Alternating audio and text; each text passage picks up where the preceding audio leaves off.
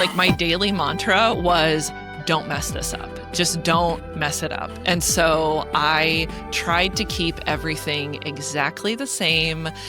I tried to do everything the way I had seen my dad do it. But the challenge for me was I literally felt like I was putting on a little Joe Hoagland suit every day and going to the office and just pretending to be this guy and who was not actually me. Oh, I'm a steward of this business, but it is not me. Hey there, and welcome to Your Next Gen Friend, a successor's guide to business transition, a podcast for figuring out what's next in or beyond your family business. I'm Andrea Carpenter, transition strategist and second gen. Around here, we talk about the real stuff, family dynamics, identity, leadership, wealth, and how to define success on your own terms. Here's to finding your own way forward. I'm so glad you're here. All right, and welcome back to the Your Next Gen Friend podcast. I'm super excited about today's guest. I first heard her speak at a conference earlier this year, and it was one of those, that she would be such a great guest. I would love to have her on. So it's a little bit of a pinch me moment to be with Anne today. She's a 6th generation family business owner, leadership coach, and CEO of Racket Merchandise Company. She works with her husband, parents, and siblings in the family business and also has her signature framework, which is the 3 pillars of legacy. And Anne is empowering leaders and advisors to co-create sustainable, grounded, and relationally resilient businesses that thrive across generations. So we have a lot of the same passions and excitement in life, and I think we're just going to have such a fun conversation today.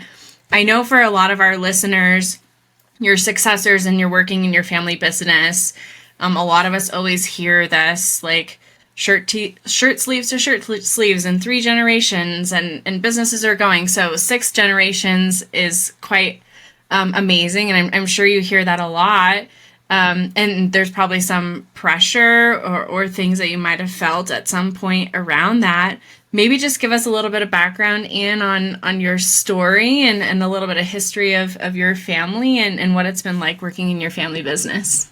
Yeah, absolutely. So I think like a lot of rising gen family business leaders did not expect to go into the family business. I was very much like the firstborn daughter, and when I was getting ready to graduate, my dad came to me and he said, "Look, after you graduate from college, we really want to open a European sales office for our business. And I would really rather send someone in the family that I know I can trust to open this office, considering it's, so remote compared to, we've had, multiple office locations within the US, but this was our first international location. And so, he wanted me to go and oversee opening that office. And being, 22 years old, I was like, yeah, I'll take that carrot. That sounds great. Thank you. So I was like, I get to go live in Europe for a couple of years. And I just kind of thought, I'll do this favor, for my dad and for my family, but this isn't what, I'm going to do long term. And so I went and I opened the office, and it went really well, had some really wonderful experiences. My husband and I actually got married 2 weeks before we moved to Europe. And so we always laugh that it was like marriage boot camp. Like the first time we had an argument, we were like, well, we better figure this out because you're the only other person I know in the country right now. I have nowhere else to go. And so he got a master's degree while I opened the office. And then 2 years later, we moved back to the US. And then my brother actually moved to Brussels to run the office then. So we kind of had this, sibling transition as well in that process. And then my husband decided to go to law school. And so then it was kind of like, well, I might as well just keep working for the family business while he's in law school. And then we'll figure out where we want to live and what we want to do. And so it just kind of felt like the decision to leave just sort of kept, I don't know, kept getting like pushed further down the line. And then he got a job in Kansas City, and it was like, well, we've got a good deal here working, for your dad. It's going well. So why would we rock the boat? And then about 12 years ago, my dad was feeling ready to transition the business. And we also have a fourth generation cattle ranch as well. And then we have a third generation citrus operation as well. And there are 3 kids in our family. And my dad actually ran all of those businesses himself, which we always laugh that he's definitely one of those like never diagnosed ADHD entrepreneurs that can just do all the things all the time. He never had hobbies. He just ran companies and it worked well for him. But all of those companies also grew a lot during his tenure. And so the ranch got exponentially larger, and it was kind of the point where my brother and I were both working in the airline business at Racket together, and we realized that these were not companies that one person could run both at the same time. And my brother was really like honest and was like, if I never have to sit in an office again and I can wear blue jeans for the rest of my life, I will be so happy.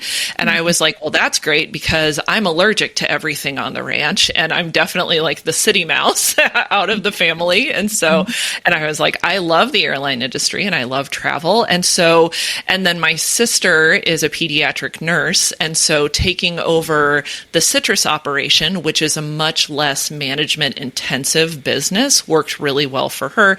And so all of those dominoes just kind of fell into place really naturally. We were fortunate in that way.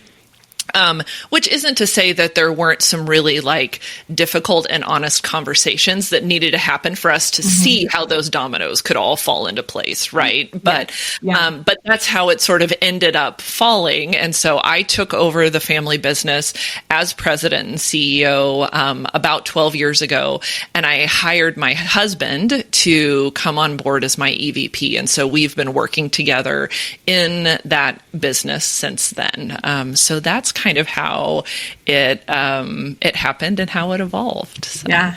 So I think there were a couple of things interesting you said. One was your dad felt ready, which some successors have that, hey, I'm ready to start talking about this, and other people, they're kind of like waiting for a moment. But I also heard you say, I mean, a lot of dominoes fell into place, but I'm sure there were some difficult convos there. I'm curious, like, as you started to sort out as a family where things were going to go and who was going to take what, can you just dive a little bit more into what some of those conversations looked like?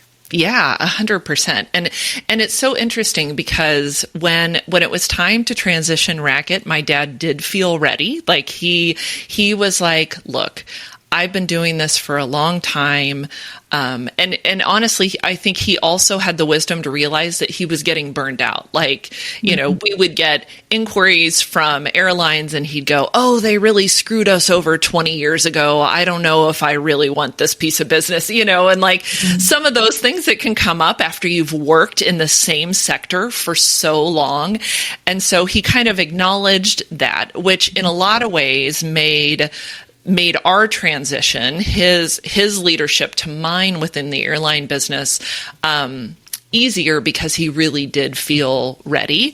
It was challenging for me because he was kind of teetering on burnout. There was not a ton of training or mentorship that went along with that. I'd worked in the business since I graduated from college. So there was, I definitely knew the business and the customers and the suppliers and everyone really, really well, but there wasn't a lot of leadership mentorship. He was a little bit like, I'm all done, and I wanted to respect that. And so I think like a lot of rising gen, I was like, okay, I'm just going to figure this all out by myself. Right. What were some of those gaps that what were those for you? Yeah. So I like to say that I think what happened for the first probably 3 or 4 years of running the company was my daily mantra was don't mess this up. Just don't mess it up. And so I tried to keep everything exactly the same. I tried to do everything the way I had seen my dad do it. And on the outside, the company was doing great, right? Like there was this really beautiful continuity that just, we were so reliable in the quality of our services and our products, and everything was great numbers wise. But the challenge for me was I literally felt like I was putting on a little Joe Hoagland suit every day and going to the office and just pretending to be this guy and who was not actually me. Like we're very different personalities. Yeah. And so even though it was on the outside working, on the inside, it felt really, really inauthentic. And so like I plugged along for a while like that, but then I reached actually sort of like this critical point where I realized that in that like sort of inauthentic, squeezing myself into this little executive dude suit that I had seen modeled, I had really lost connection with any authenticity and creativity and my own sort of creative spark. And if there's one thing that you learn from a 6th-generation family business, it's that you need to grow and evolve from generation to generation, and you have to have creativity to do that. And so I had this sort of moment where I realized that my connection to my authentic creativity was really compromised by how I was operating. And so I ended up working with a coach and a mentor, and she helped me start to like shed that little executive suit, not in a way that was going to just, disrupt everything. Because I know sometimes we can swing too far the other way and just throw the baby out with the bathwater, right? And so having that support to be able to shed that little by little and really intentionally while still tending to that continuity and the history and, all of the things that make a multi-generational family business so wonderful, while also tending to like my own path as a leader and as a human, so. Yeah, totally. I think I know our work has many overlaps. That authenticity and this idea almost of like a rising gen led transition. Because I think like, what do you think would have been made possible if you and your dad had kind of together been able to say, like at that inflection point, if he's getting ready to step out, and if he didn't have that burnout and he was still willing to give a little bit energy, and you had a couple years, like, what do you think would have been or felt different for you as the successor, being like kind of designing that together, or like having more of a voice in exactly how that transition might go? Yeah. It's so interesting because I think on one hand, I think that there would have been less pressure, I would have put less pressure on myself. But I will also say, like, in that process, even though it was deeply, deeply uncomfortable, there was also a liberation to it as well, because I didn't have anybody looking over my shoulder going, well, that's a little weird, or are you sure you want to do it that way? I mean, I did feel free to make mistakes and try things out without feeling that pressure to always look like I was right and doing it exactly the way my dad would have wanted me to do it. So there was freedom in that. I think that if we had the time and the space, it would have, I think ideally what I would have wanted to do is have some support for him in how to intentionally let go of the reins in a little bit more of, a little slower and supportive way, while I was also being supported on the other side, right? Which I know is so much of the work that, like, you and I both do in the world, is supporting both ends of that rope, right? And helping that go a little bit more smoothly. Yeah. And I think I don't know that people listening need permission to do that, but I think it's okay to say, like, as a successor, when you're moving into leadership transition and you learn, like, oh, there is support for me there's also potentially support for someone else. Like, you don't have to wait for your parents or like the current leading generation to like make some decision to engage in some type of work. There are ways and frameworks and conversations and things that you can do to bring that to the table. And I think there's a lot of power in that as well, knowing that it's not just you inheriting or like having to be stuck in something that someone else has designed. Yeah. Like, you get to have a say in the future of this too. And I love when you mentioned the creativity and kind of how you being authentic really kind of brought the generation, the sixth generation of your business into what it is today. And I think that's really awesome. Before we move to your 3 pillars, let's go back to your siblings real quick. Like, how's your relationship now? Kind of the 3 entities. Anything else to kind of share there? Because some people, they stay with their siblings in the businesses. There's obviously probably still some family level decisions and things going on. So I'd love to know a little bit more about that.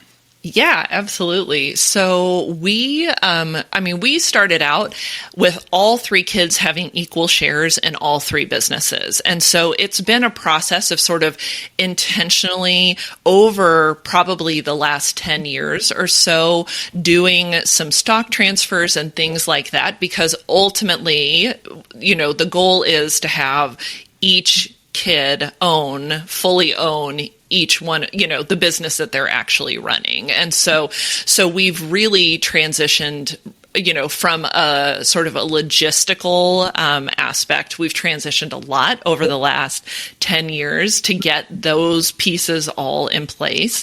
It's also been really interesting. And I will say I have a really wonderful relationship with both of my siblings. I feel very blessed in that, which isn't to say that we haven't had bumps in the road. Like, my brother and I actually did not work together really well. And we worked together in the airline business for about 5 years. And it wasn't that, I think we didn't have the communication skills. Like, if we worked together now, it probably would be different, but we were so young then and didn't have the communication skills that we really needed to have those like hard conversations or say like, hey, I actually don't like that you did this. We sort of were like, oh, we'll just bottle it up and never talk about it. And then wait until it comes out, sideways when we're having margaritas 5 years later, or something like that. And so,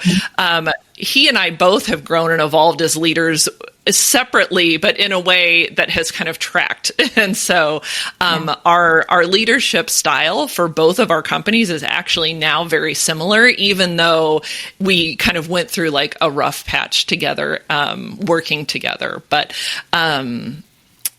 it's also been really interesting because seeing the transition process of my brother taking over the cattle ranch with my dad has also been a really interesting process, because my dad's in a much different position in his relationship with the cattle ranch. That is the place that he has really put his heart and soul in a lot of ways. And so that has not been nearly as quick a transition as it was for me with the airline business. He's not burned out. I think he would probably continue riding around the ranch and spraying weeds for the rest, like until his body just literally gave out, and so that process has been, really different for them. And it's been much more of sort of I know, you'll talk about like one step forward and then like, maybe then, you'll have a little like, oh, never mind, I'm going to take that over again. And, and so it can get really tricky in their transition. And then my sister, she's actually 9 years younger than me, 7 years younger than my brother. And so she's in the beginning parts of the transition process with the citrus business. And so I also see her as she sort of has as the third kid all along, has been taking notes, watching my brother and I go first. And so she, I think, has done a good job of really leaning into talking to the two of us about her experiences and benefiting from the advice that we have based on where we are in our transition process as well. So cool. Yeah. So, okay, I appreciate the background on your family, and obviously there's passion in this space to help other families do the same. Can you share a little bit about the legacy evolution, sort of what brought you into that work and thinking about helping other families, and then we'll go from there. Yeah, absolutely. So I actually became a certified coach about 9 years ago with no intention of actually coaching, which seems to be a theme. I'm always like, oh, I'm just going to do this thing, but not actually do it professionally. But I went through this coaching program because I was trying to coach myself, taking over the family business, figuring out how to be this authentic leader. And I found myself really drawn to this coaching program that was really a holistic framework. And the facilitators also have a background in energy work and medicine. And so I was really intrigued by that because I was very aware. I mean, I've always been like an energetically sensitive kid, and I was very aware that some of the pressure that I was feeling as I took over the family business was not just imposter syndrome, was not just, not just like a mentality, but it actually, I could feel it in my body. Like it felt like someone had put a weight on top of me and I was struggling to get out from underneath it. And so I got really curious about that. As I was going through the coaching program, I ended up then apprenticing and learning energy healing for a period of about 3 years following that as well. Again, just to be able to do it for myself. And then in 2020, the airline industry, of course, came to a screeching halt. All of our customers stopped flying entirely. And I suddenly had a lot of time on my hands. And I remember sitting in the little sunroom off of our bedroom. I think we all had like those moments, where we're just sitting and everybody's at home. And I was just thinking, what am I going to do? Like, how am I going to keep this business afloat when we have no one to sell to and nothing to sell right now? And in that moment, actually, my dad called me, and like this conversation still makes me emotional because it was such a gift in this moment. But he called me and he said, Anne, Racket has not always done the same thing. Like we started as a supply outpost on the Oregon and Santa Fe trails in 1891. And then it was a general store. And then it was restaurant supply. And then we started supplying TWA and we went into the airline business. And he was like, we don't have to keep doing the same thing moving forward. And there was so much love and permission in that conversation. It was exactly what I needed to hear in that moment. And so I started looking around and just thinking, well, where else do I see a need in the world? And I think like most of us, I saw a lot of people struggling, right? Like we were all doing the like, how do I suddenly work at home without my team around me?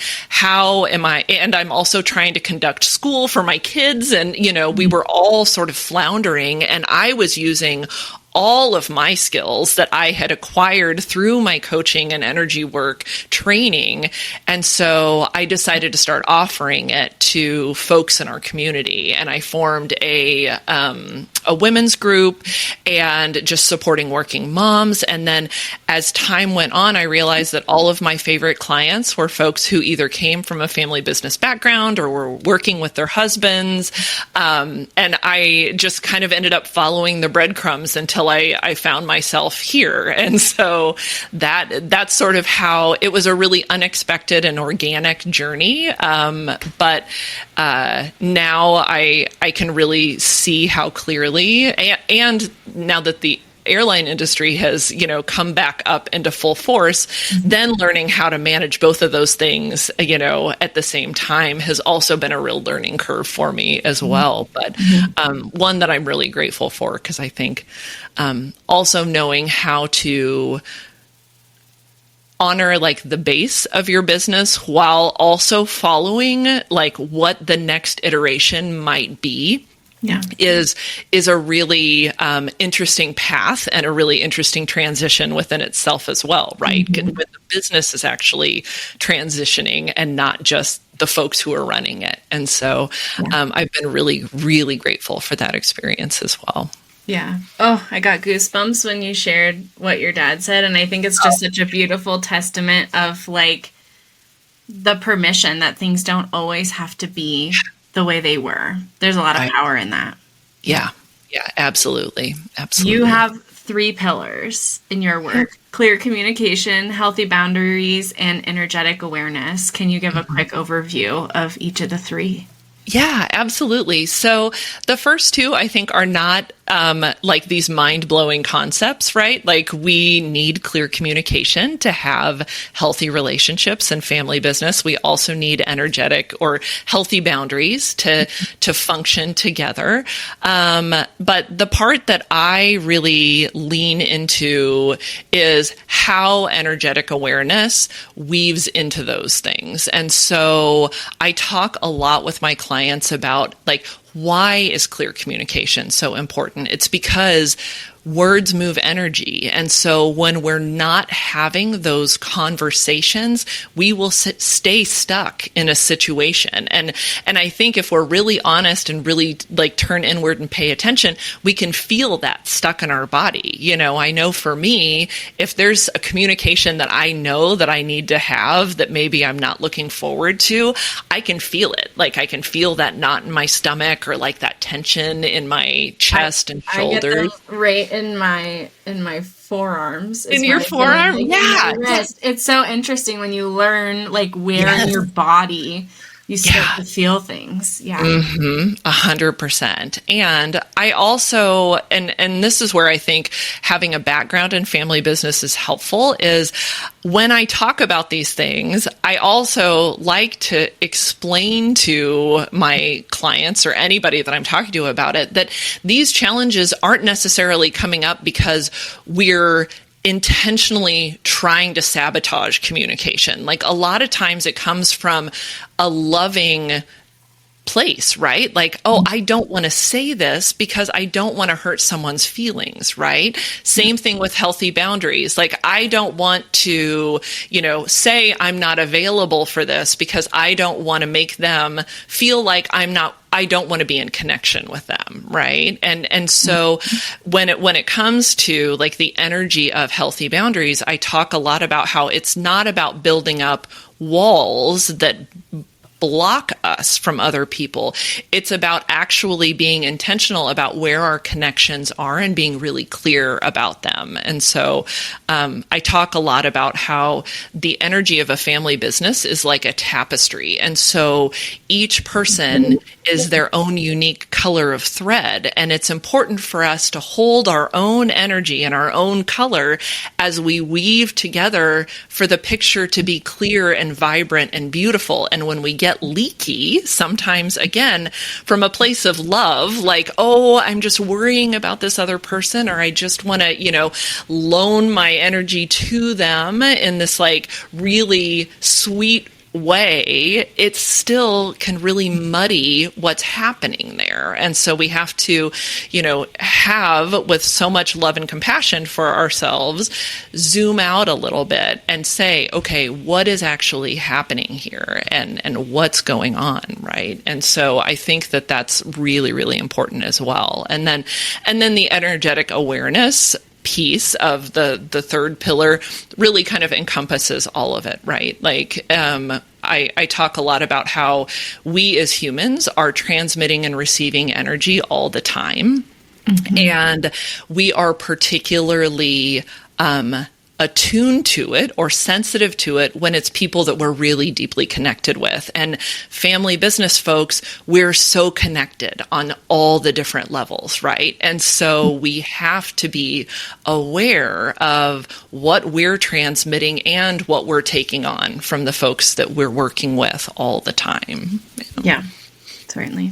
So if you were a next gen or a rising gen in a family, sort of hearing about this, like energetic awareness for the first time, like what feels like the first right step to start exploring what that means to them?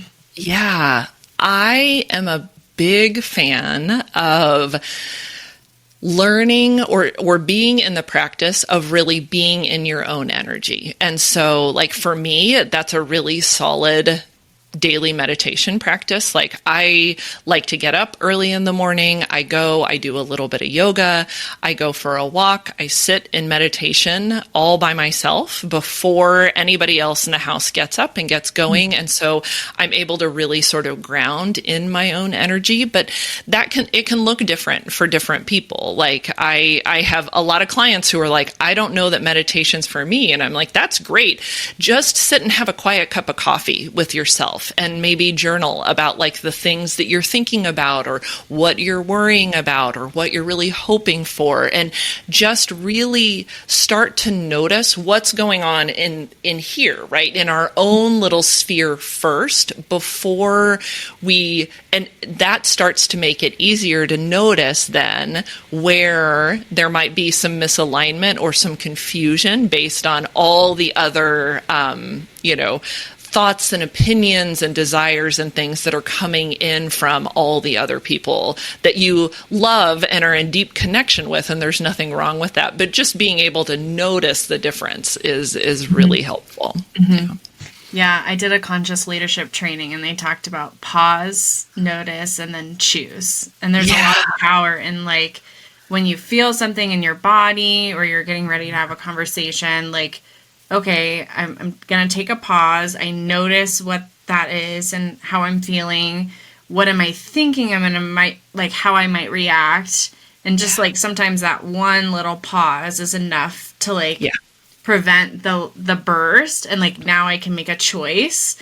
Like, was that the right way for me to respond? Or is there some other way that I think I want to show up in this space? And so there's a lot kind of there. How would you... I know some people are a little bit skeptical about this in general. What would you say is kind of the power of this, or a first like, hey, just give it a try way to like introduce this? Yeah, absolutely. So there's a couple of like sort of fundamental truths that I like to share especially when I'm first introducing the idea of energy work. And I know you saw me speak, Andrea, in front of like this large group of people who were probably on a very wide span of like, oh yeah, I've been a Reiki master for 25 years versus I have no idea what you're talking about, lady, right? And so a couple of the things that I like to share are, first of all, everything is made of energy, right? Like we remember this from elementary school when we stuck the wires into the potato and the little light bulb came on, right? Yeah, like there is energy in everything. And we as humans are transmitting and receiving energy all the time. And if we stop and think about it, I think we all have had that experience of walking into a room and maybe knowing immediately that someone's mad, even though no one's talking, right? Like we call it reading the room, but we're really reading the energy that's in the room. So we do this all the time. And so it's really not about like convincing people that it's true. It's just reminding people that this is how things work. And it's really just starting to bring our attention to it a little bit and where it comes up in family business. And so I think it's really important pairing energy work with traditional coaching, because not only are you addressing sort of the logistical and the mindset challenges, but then you're also shifting sort of the energetic patterns at the same time. And so that, in both my experience as a recipient and as a practitioner, it just moves things so much faster because you're talking about what the problem is. You're, coming up with a strategy and a plan, but then as you're supporting and sort of shifting what may be actually blocking the flow of energy or connection within their body or within, the energy of a relationship at the same time can just move things so much faster. And in my experience, more permanently, in a more like sustainable way, rather than sort of going, oh, we're back in this pattern again and again and again and again, right? Which does happen too. I don't want to imply that everything isn't, is like a one-time fix, but it does help support that in a much more sustainable way. Yeah. I'm sure you're familiar with Heart Math and the Heart Math Institute and all of their work. That was like my introduction to like energy and the human body and the power of like all of that.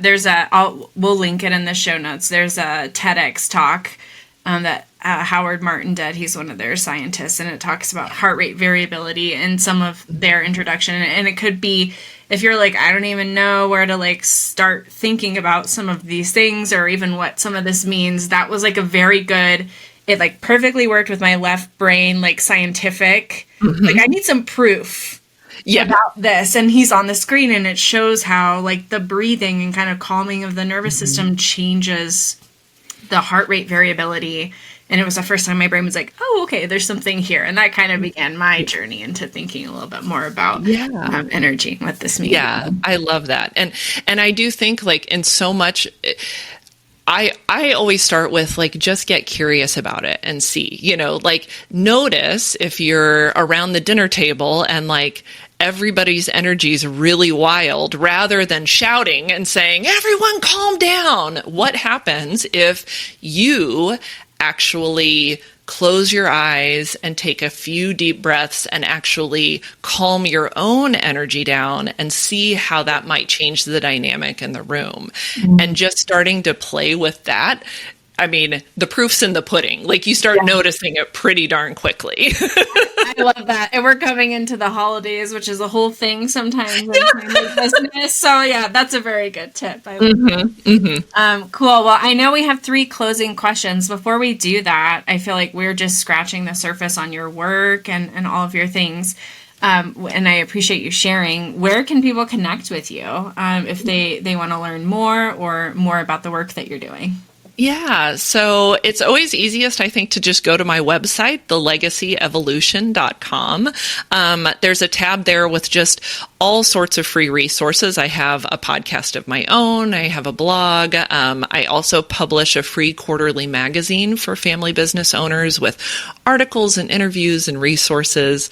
So definitely check that out. Because we're always creating something new. So No, I love that. And I'm super excited to get a copy myself. Yeah. Okay, so the 3 ending questions, one for the past, one for the present, and one for the future.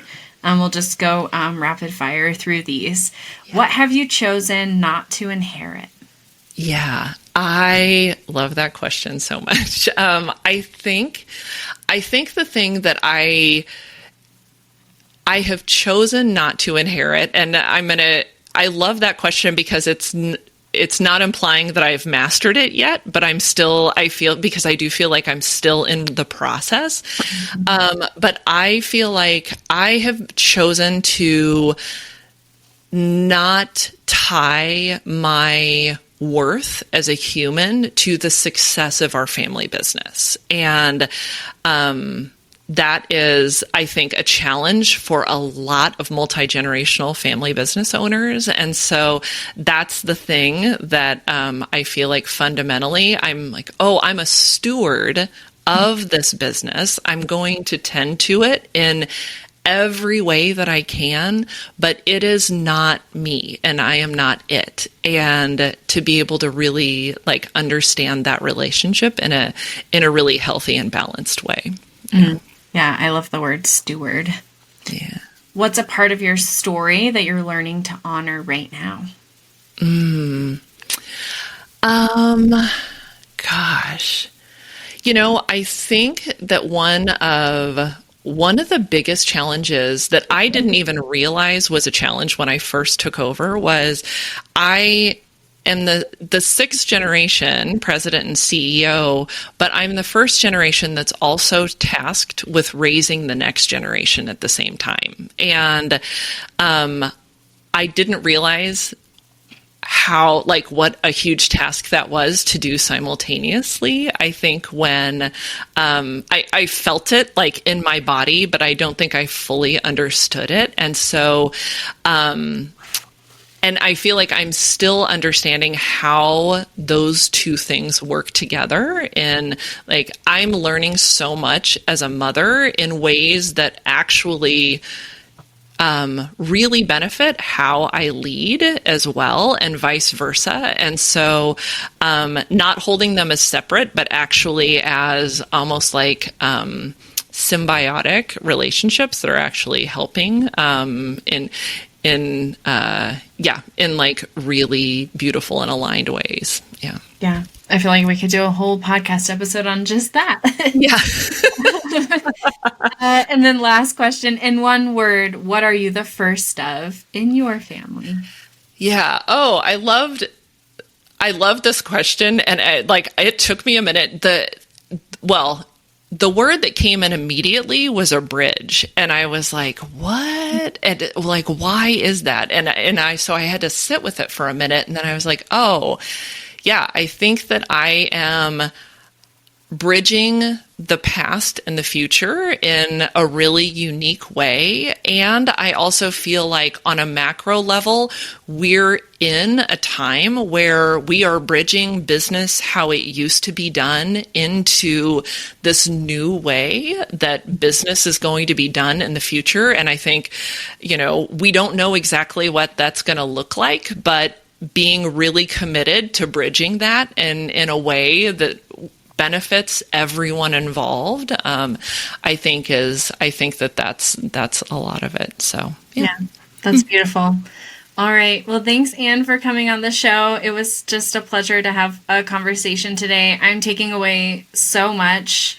I think the 3 pillars, communication and boundaries, they sound so simple, but there's so much there. Mm-hmm. And then just the awareness of the energy and how you're feeling. So I guess the invitation, I bet Anne would extend the same one if you need to just take a minute at the end of listening to this, just to really reflect on what that means and what it looks like in your life. Remember, it is your decision. You're the steward. You're bringing in the next generation of what your family business looks like, and you're not your family business. You're yourself in a really unique way. It's such a privilege and an honor to be able to do that for our families. So thank you, Anne, for coming on today. It was a great conversation. Thank you. That's it for today. I hope today's episode offered some clarity, or at least a little company. If this resonated, I'd be so grateful if you'd share it with another Next Gen. While my podcast is for the successors, you can also check out its sister show, The Business Transition Roadmap, hosted by my business partner, Elizabeth Ledoux. There's lots of great material in business and family succession over there. I hope you'll take a listen. Be well, and see you next time.